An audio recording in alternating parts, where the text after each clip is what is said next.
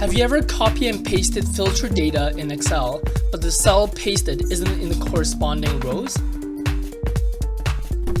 Here's the best method to copy and paste filter data in Excel. After you click Filter,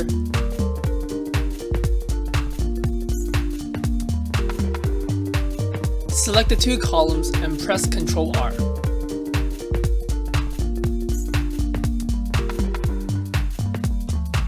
As you can see, the cells pasted are in the corresponding rows.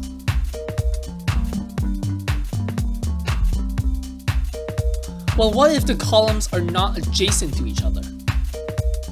After you filter, firstly left-click the first cell,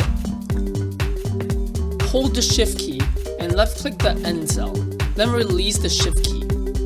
Hold the Control key and left-click the targeted first cell, then release the Control key. Hold the Shift key and left-click the targeted end cell, then release the Shift key. Then click Ctrl+R.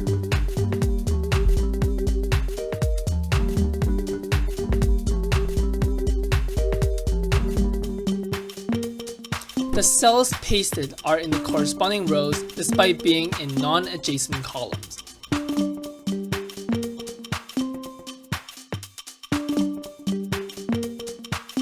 FYI, the Ctrl+R key is a hotkey in Excel.